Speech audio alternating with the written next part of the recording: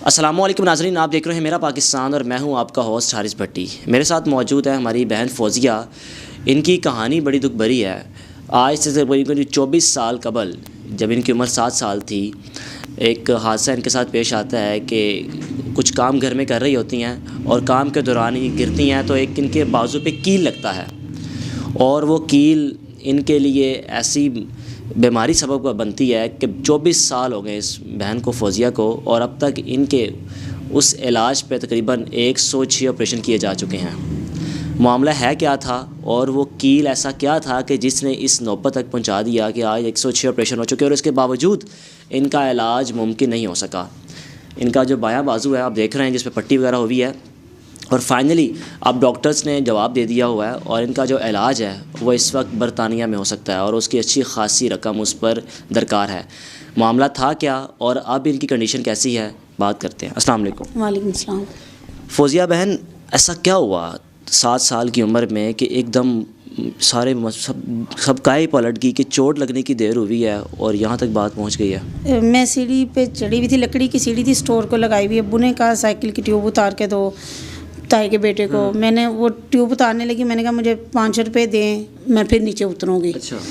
अब वो बात करते करते मैं ऐसे सीढ़ी पे बैठी हूँ जिस रुख पे आप बैठी हुई हूँ, तो पर्दे के कील के ऊपर मैंने ऐसे हाथ रखा हुआ था, तो वो हुक ऐसी लगी हुई थी, फालतू लगाई हुई थी।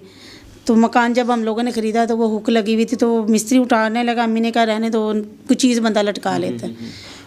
और वो ऐसी मेरी किस्मत में थी उससे चोट लगना। उन्होंने मैं ऐसे बैठी, पाँव स्लिप हुआ, सीढ़ी नीचे गिर गई है, मैं पर्दे की तरह लटक गई हूँ। वो बाजू 2-3 झटकों से निकाली है, मेरे ताया वगैरह सब ने मिल के निकाली है और वो ब्लड बाहर नहीं निकला। अच्छा, ब्लड निकला ही नहीं वो कील लगने के बाद? थोड़ी सी 2 उंगलियाँ अंदर चली जाती थी, वेन हड्डी भी कट गई, सुराख हो गया और वेन भी कट गई। उसके बाद वो करीबी डॉक्टर के पास लेके गए, उसने बाहर से पकड़ के टांके लगा दिए। उसने नहीं देखा, ब्लड नहीं बाहर आया, मैं हॉस्पिटल का मशवरा दूँ या क्या करूँ। उसने बस टांके लगाए हैं और भेज दिया, कोई इंजेक्शन नहीं लगाया, कोई कुछ नहीं लगाया। तो कहता 7 दिन के बाद मुझे कहता कि जी इसकी बाजू काटनी पड़ेगी, इसे हॉस्पिटल ले जाएं। 106, 105, 104 बुखार इतना रहता था। एक बंदा बाजू पकड़ता था, फिर मैं चलती थी वाशरूम जाने के लिए। तो फिर अब्बू मेरे अम्मी हॉस्पिटल में लेके गए हैं, उधर से ऑपरेट, खैर उन्होंने हड्डी साफ़ कर दी। उनकी नेकी मैं नहीं भूल सकती हूँ, जो उन्होंने उस वक्त मेरे साथ किया, मेरी हड्डी साफ़ कर दी। अगर वो ना करते तो मेरी बाजू आज मेरे साथ नहीं होनी थी। उन्होंने साफ़ कर दी और मैंने 6 महीने बाद ज़ख़म मेरा भर गया। 6 महीने लगे, यानी कि ये सारा एरिया उन्होंने साफ़ कर दिया था, हड्डी बिल्कुल साफ़ कर दी। सही है। तो फिर कहते हैं कि जी एक ऑपरेशन उन्होंने वापस भेज दिया। 2 साल तक मैंने यानी कि कुछ भी नहीं करवाया। जब मैंने वज़न उठाना शुरू किया तो मेरे बाजू को झटके लगना शुरू हो गया और वो ज़ख़म वाली जगह जो है ना इतनी सी हो गई थी और वो रेड होना शुरू हो गई। अच्छा, सही। फिर डॉक्टर के पास मैं हॉस्पिटल में भी गई, उन्होंने कहा कुछ नहीं, ये वैसे ही है, आपको वहम है। मैंने कहा ठीक है, वापस आ गए। उस वक्त मेरी उम्र 9 साल हो गई थी। अच्छा, सही। फिर डॉक्टर के पास एक के पास लेके गए हैं, फातिमा मेमोरियल में, उसने कहा डिप्लोमेट्रोल इंजेक्शन लगा दिया। ठीक है। वो इंजेक्शन लगाया तो फिर उसने फिजियोथेरापी के लिए भी, जैसे जैसे फिजियोथेरापी करते थे ना वो गुब्बारे की तरह फूल जाता था। फिर एक इधर हकीम सदीक शाहीन थे, वो फोत हो गए हैं। ऑपरेशन करवाने से पहले मैं उनके पास गई थी, मेरी अम्मी को रहम का कैंसर था तो वो उधर से ठीक हुई थी। मैंने कहा मैं इन्हें भी चेक करवाती हूँ, शायद मेरा भी अल्लाह ताला मेहरबानी कर दें। उन्होंने कहा बच्चे ये आपका डॉक्टरी इलाज है, जो भी डॉक्टर आपका ऑपरेशन करेगा उसे कहना ज़ख़म खुला छोड़ दे, बंद ना करें। अच्छा। किसी हकीम के पास ना जाना, किसी नाई के पास ना जाना, बाजू ज़ाया हो जाएगी। और फिर पहला ऑपरेशन शेखजाद वालों ने किया, उन्होंने टांके लगा दिए। किस साल में हुआ था? 9 साल की उम्र में पहला ऑपरेशन हुआ था आपका? हाँ जी, 9 साढ़े 9 साल उम्र थी उस टाइम। करते करते आज इस मुकाम तक ये स्टेज पर आ चुका हुआ है कि आपके 106 ऑपरेशन हो चुके हैं। ये ऑपरेशन का दौरानिया क्या था? महीने बाद होते थे, महीने में होते, किस तरह? महीने में 4-4 दफ़ा भी होते हैं। अच्छा। बाज़ औक़ात 6 महीने निकल जाते थे। वजह क्या थी? टोटली सारे ऑपरेशन आपके शेखजाद में हुए हैं नाज़रीन। और ये जो म्यों में हुआ है, आगा खां हॉस्पिटल में गई हूँ, एक उन्होंने भी किया था। उन्होंने कहा था हम एम्पुटेशन करेंगे। मुझे शेखजाद वाले डॉक्टर शफक ने भेजा था कि बच्चे आप एक कोशिश कर लो। मैं उधर गई हूँ, आगा खां में गई हूँ 2004 में। उन्होंने मुझे कहा कि जी एम्पुटेशन हम करेंगे। आप उनके औज़ार देखेंगे ना, मैं कहती हूँ कि उनके औज़ार जंग आलूद थे।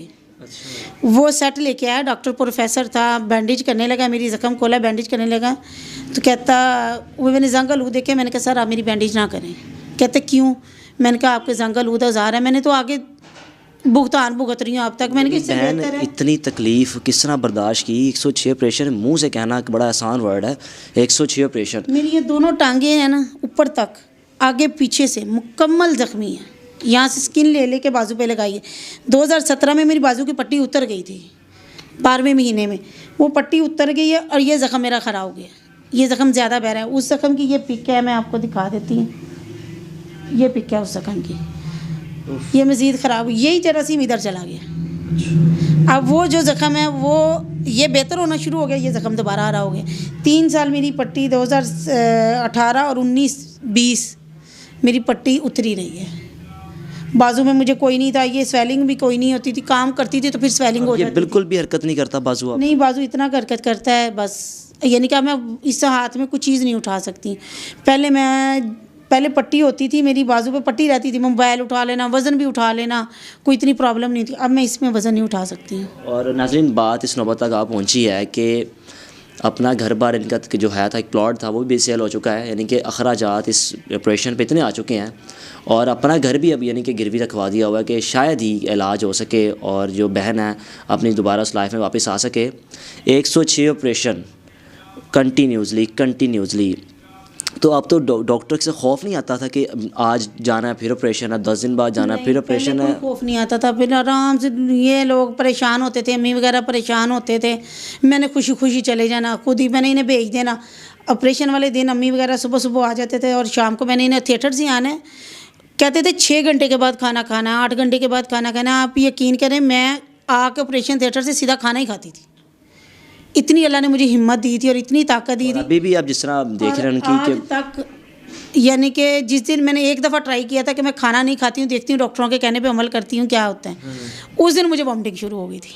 जिस दिन खाना नहीं खाया था। नहीं तो एनेस्थीसिया मुझे मिला है। मर्ज़ का नाम क्या? एग्जेक्सिव फेब्रोमेटोसिस सूडोमोनास। अच्छा, इसका इलाज अब और चीज़ है, फेब्रोमेटोसिस और चीज़ है। ठीक है, यानी कि 2 मर्ज़ हैं आपको? 2 मर्ज़ हैं इस बाजू पे, 2 मर्ज़ हैं। इस 24 साल के दौरान डॉक्टर ने आपको इस मर्ज़ का अब आगे बताया है या शुरू से बताया हुआ था कि आपको मर्ज़ है? नहीं, मुझे डॉक्टर शफीक अहमद शफक ने काफ़ी साल पहले बताया था। तो आप कंटिन्यूस इलाज क्यों करवाती जब पता था कि इसका इलाज पाकिस्तान में नहीं इसका पॉसिबल? वो अगर नहीं करवाती थी तो मेरा टेम्परेचर नहीं जाता था, मैं खाना नहीं खा पाती थी, मुझे बुखार नहीं जाना, वो ज़ख़म की सफाई करनी, फिर उन्होंने ग्राफ्ट लगा देना। कह रहे बच्चे मैं तो यही कर सकता हूँ। 4 दफ़ा मैंने एम्पुटेशन के साइन कर दी जब मेरी हिम्मत जवाब देगी। फिर डॉक्टर शफीक ने, अहमद शफक ने, अल्लाह उन्हें सेहत तंदरुस्ती और ईमान वाली लंबी ज़िंदगी दे, अब वो रिटायर हो गया। उन्होंने कहा कि मैंने तो 1 मिनट लगाना है, इसकी काट के फेंक देनी, और इसने तो 20 साल कोशिश की है। उन्होंने मेरी एम्पुटेशन नहीं करे, अगर मैंने काट दिया ये आगे चला गया तो फिर इसकी तो ज़िंदगी ख़त्म हो जाएगी, इसलिए उन्होंने मेरा आगे अब इसका फाइनली इसका इलाज किस मुल्क में कहा जाए डॉक्टर की जानिब से? पता नहीं है, एक जगह से आई थी, मैंने तो और कहीं पे भेजा ही नहीं है, पेपर भेजे ही नहीं है कहीं पे भी। ये किसी ने, अल्लाह के बंदे ने भेजे थे 2004 में कि 3 में। उन्होंने कहा था 7000 पाउंड है, हम भी अफोर्ड नहीं कर सकते हैं।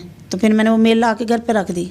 बिल्कुल नाज़रीन, मैंने जो मेल वो पढ़ी है, इनका इलाज इस वक्त बरतानिया में मुमकिन है और पाकिस्तान में बिल्कुल भी इसका इलाज मुमकिन नहीं है। 106 ऑपरेशन होने के बावजूद डॉक्टर से भी जवाब दे दिया है कि भाई हमारे पास इसका इलाज नहीं है, जितना कर सकते थे हमने कर लिया है। और बहन की हालत आपके सामने है, अभी तो आप बैठी इनको देख रहे हैं, ये बड़ी हिम्मत वाली खातून है। और जितनी फ़ाइल्स आप मेरे सामने पड़ी देख रही हैं, ये फ़ाइल्स उन हॉस्पिटल्स की हैं। इसमें शेख ज़ायद हॉस्पिटल है, मेयो हॉस्पिटल है, आगा खान हॉस्पिटल, मुख्तलिफ़ अस्पताल हैं जहाँ से अपना इलाज करवा चुकी हैं, ट्रीटमेंट करवा चुकी हैं, लेकिन फाइनली नतीजे पे पहुंची हैं कि इसका इलाज पाकिस्तान में नहीं है। और इस वक्त इनकी जो हालत है वो ख़ुद जानती हैं या अल्लाह जानता है कि किस तकलीफ़ से गुज़र रही हैं। इनका वो बाजू तकरीबन मूवमेंट करना बिल्कुल छोड़ चुका हुआ है।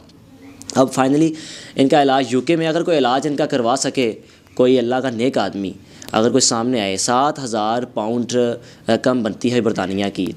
ये रकम हम पाकिस्तानी के लिए ज़्यादा नहीं है क्योंकि हम डोनेशन खुल के करते हैं। आगे माशाल्लाह रमज़ान आ रहा है और इनका इलाज मुमकिन है, ये अपनी इस दोबारा लाइफ में वापस आ सकती हैं। क्योंकि इस वक्त जिस तकलीफ़ में हैं, इनके लिए सोना भी इस वक्त बहुत, नींदें इनकी ख़त्म हो चुकी हैं। रात को बैठती हैं, बेड पे लेटती हैं तो इनकी तकलीफ़ शुरू हो जाती है।